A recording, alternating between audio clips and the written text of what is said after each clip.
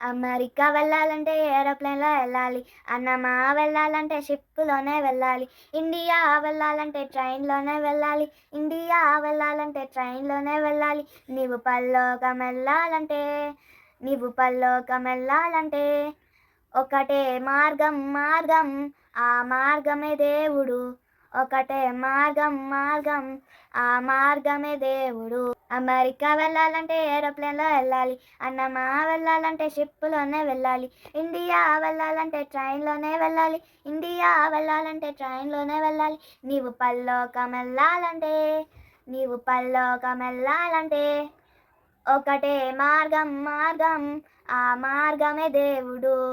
ఒకటే మార్గం మార్గం, ఆ మార్గమే దేవుడు.